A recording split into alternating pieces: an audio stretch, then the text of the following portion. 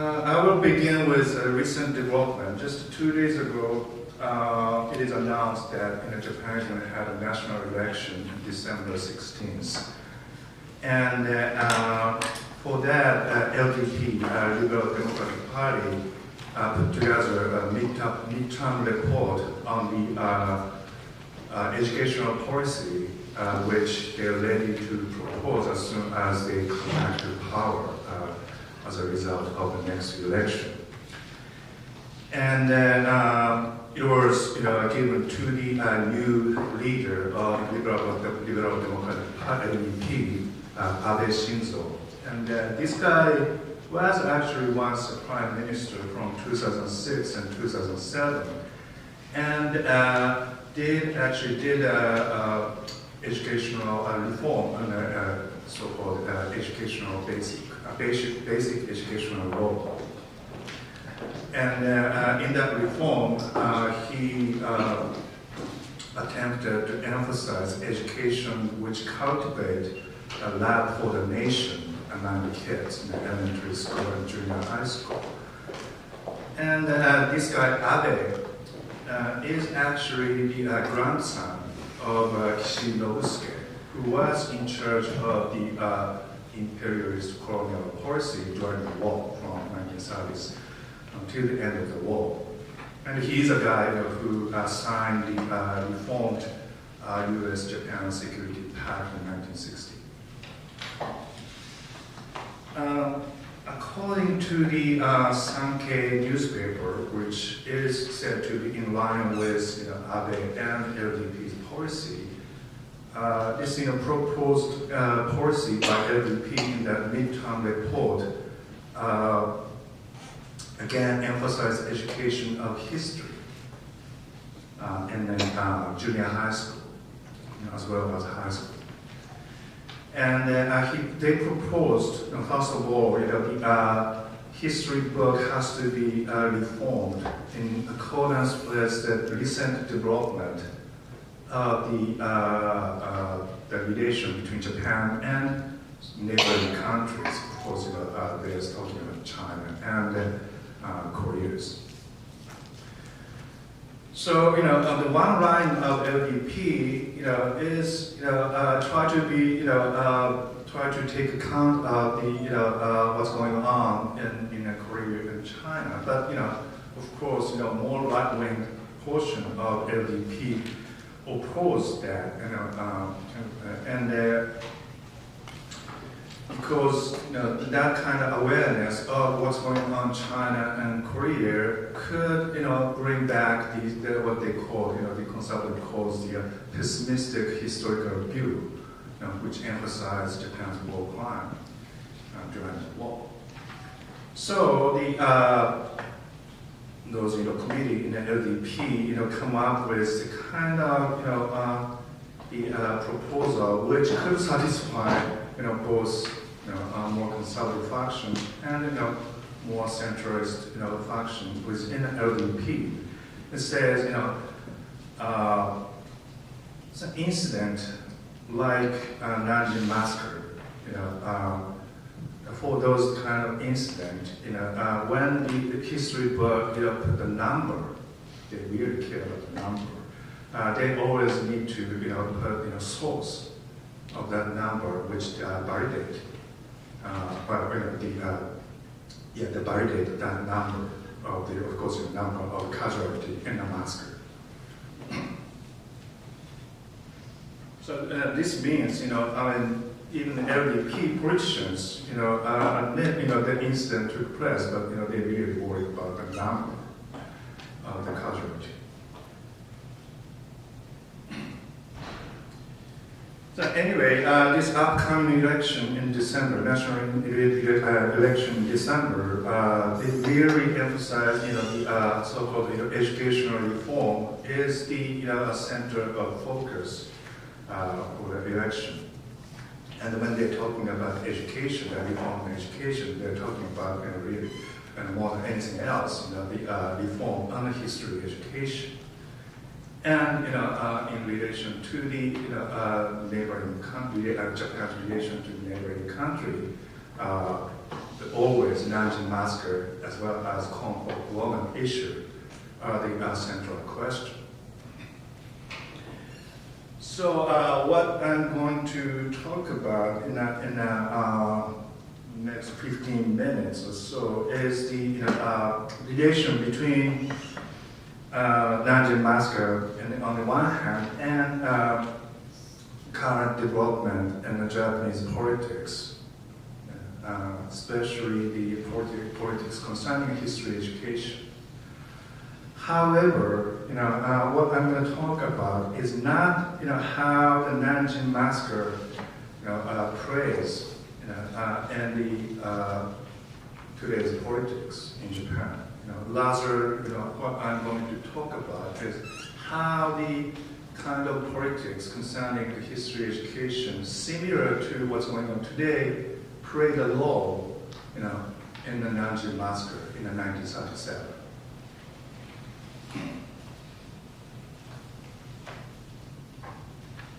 And I hope to give a brief explanation on how similar event, similar phenomenon, political phenomenon, has been repeated over 75 years.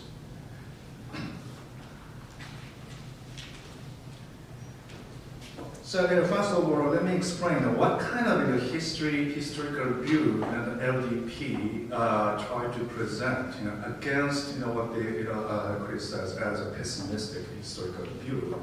In a word, it is called the doctrine of imperial way, which is a normal translation of Kodo Shikan. That is a kind of a historical view centering on the imperial family. So in short, giving you the very kind of simplistic brief explanation of this historical view is first, this view look at Japan as one big family with the emperor as a house head. Then, history is considered or viewed as the history of this, history of the imperial family and Japanese. Just kind of a family tale. So this was, becoming dominant, especially after 1935, and the so-called, Kokutai Meisho Undo, the movement to clarify the essence of national authority, was, launched. And 2 years later, Nanjing massacre took place. So, and this, historical view previously in the 1930s was, disseminated under the leadership of Kishi Nobusuke, the grandfather of the current leader of LDP. And this grandson is trying to divide that, grandfather's favorite historical view. So, as I said, today's question is how the politics similar to what's going on in Japan right now played a role in the Nanjing massacre and the other, Japan's war crime in the 30s and 40s. And I will take a kind of strange method to do that, going back to 1930s. The key person is a film director, Ozu Yasuhiro. I assume some of many of you are familiar with. But anyway, also one of the most acclaimed director in Japan was actually at the war from 1937, September 1937 until December 1939. And more than that, he was very close to Nanjing, just outside of Nanjing, when the incident took place. It is said that he didn't witness what happened inside Nanjing, but his best friend, scriptwriter Yamanaka Sadao, was in the midst of the incident. And months after the incident, they met again outside of Nanjing, and Ozu must have heard what happened from his best friend. So quote number one, describes what was hard and about this encounter between those two friends. So please read it later. Okay, I only have 10 more minutes, I was just about to begin. So I will show you just the small portion of the movie, maybe like 30 seconds. So this is the opening scene of the Tokyo Story. This is the most famous film.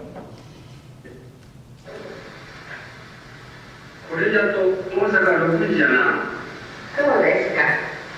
じゃあ、映像をちょうどしてた頃ですが。There's two old family who live in Hiroshima, travel to Tokyo to see their sons and daughters.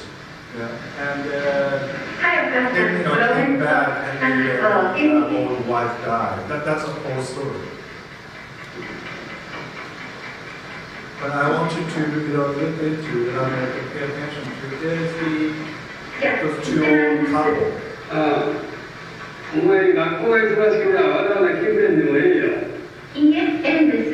5時間でどうせ最初ですから。そうか。じゃあ駅で。お母さん、魔法瓶にお茶入れときましたから。そう。ありがとう。じゃあ行ってまいります。行っておいで。行ってきましょう。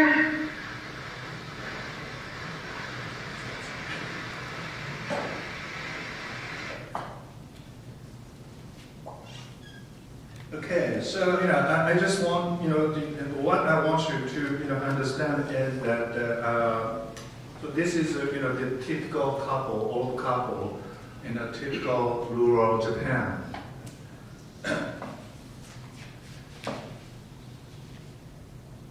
And this is a couple which the movie film fans all over the world love.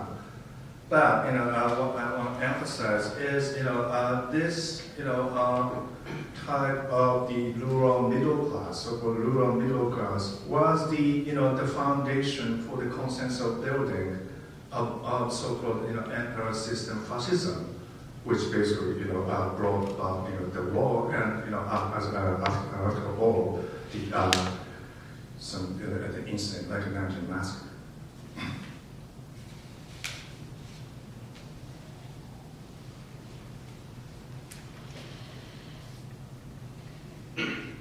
And what I'm going to explain is it was the education in based on the Kodo Shikan, the doctrine of imperial way, which turned those ordinary people into the driving force for the Japan's war.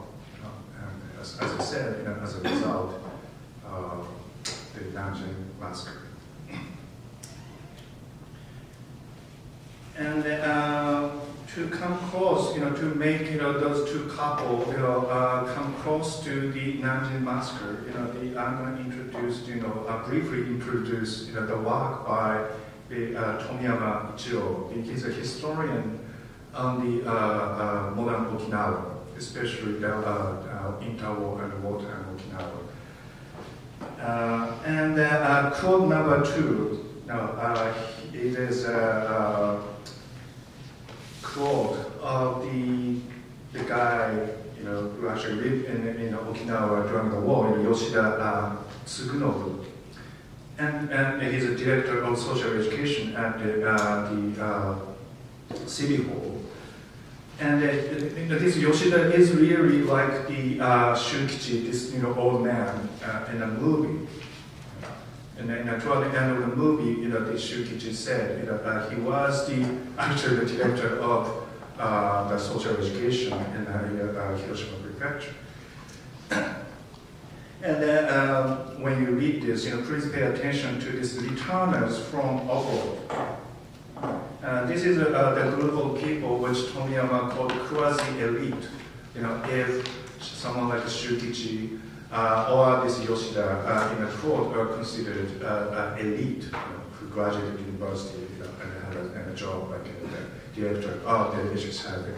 The quasi-elite is like didn't have the higher educational background, but kind of, to gain the middle class, life through, hard work and learning industrial skills, through their job experience.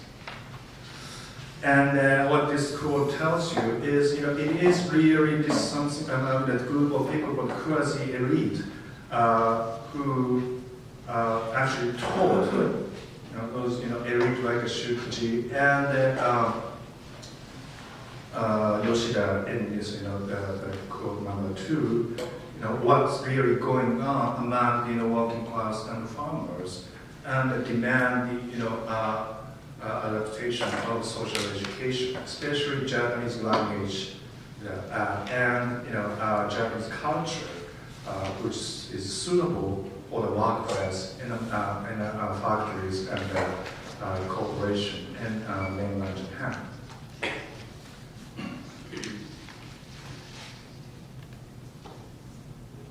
And quote number 3 tells you that so like the lifestyle reform movement, which emphasizes learning of Japanese standard language, is shifted to the counter-espionage movement during the war, and bringing those returned soldiers, reservists, as a new leader of this grassroots movement. Here, in quote number 3, what Tomiyama emphasized is that although there's a new development in the counter-espionage movement, the foundation, fundamental ground for the counter-espionage movement is the discrimination, against those who could not acquire standard Japanese. Among those Okinawans, or workers from Okinawa.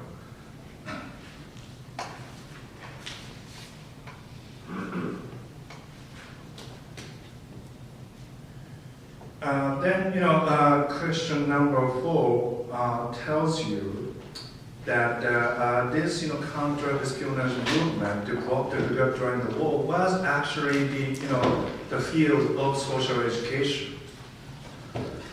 And question number 5, from Bruce Cummings' book, actually quote, the Paddy Toomey, who taught at the UPIC, by referring to her work, explained that this counter-espionage movement, beer lifestyle reform movement, originates from the, Goto Shinpei's colonial policy when Japan came to control Taiwan in the late 19th century. Okay, I only have a few minutes, so I have to be quick. So the kind of conclusion. So now, I hope I have explained how the ordinary people like Shukichi and Tomi related to the emperor system fascism, and by means of that, the Nanjing massacre. And then, in the end of today's talk, I will explain how history education has anything to do with that. And here, I found in a process of research that they found this website called the Fall of Nanjing and the ISIS 65 garrison. It is well-made website, but I haven't had a contact with the webmaster. So validity of so this website has a testimony of the ex-soldier who were involved in the Nanjing massacres. So of course, like any testimony, from those soldiers, the validity of those testimony is not guaranteed yet. Can never be guaranteed, But at least this helps us to see how the history education could play the major role in an incident like the Nanjing massacre. And the other reason why I have a special interest in this the website is what is said there, description within those testimony in the website, very similar to what Ozu himself said in his diary, which he was writing in the battlefield. So quote number 6 and the number 7. Number 6 is from Ozu's diary, and the number 7 is those sort of testimony from ex-soldier about the comfort woman. It's very interesting, and especially in Ozu's quote would be helping some diary as a historical source. So please take a look at it. All right, I'm wrapping up. And it was not only the comfort woman that Ozu's speech matched the testimony by ex-soldier, but when Ozu talked about how he himself became got caught up with madness, and started feeling nothing when he actually killed Chinese soldier. Really correspond to some of the testimony presented in the website, and you can find that in the question, quote number 8, from Ozu's diary, and the quote number 9 from the website. And in the question, quote number 9 tells you the ex-soldier said, it was really the education they received, that has something a lot to do with, what he or they did in the battlefield, and then well, I don't have time to explain what that education is, at the time, but the point here is that the combination of the emperor worship, which originates from Japan's attempt to differentiate Japan from China and to discriminate China,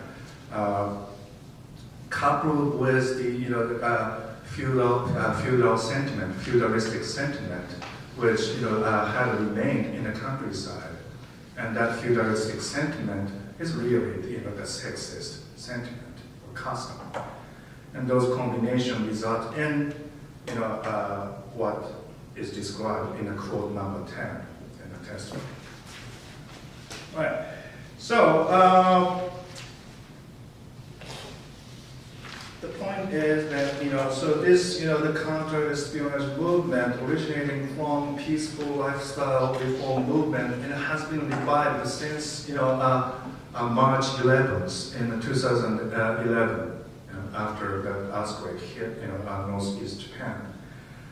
And quote number 10 from Tomiyama's recent article about what's going on in Tokyo under the leadership of Ishihara Shintaro, how it is similar or a repetition of the wartime counter-espionage movement. And as many of you know, that Ishihara is a champion of provoking the kind of historical view which those conservatives try to bring back in education. And this Ishihara just made a new party and tried to create third power against LDP and Democratic Party, and it just came out a few days ago. And when I had that news, it reminded me of that last quote. Quote number 13 from Tosaka Jun's series Critique of Japanese Ideology in 1975, when that history, imperialist history was just brought in education. Thank you.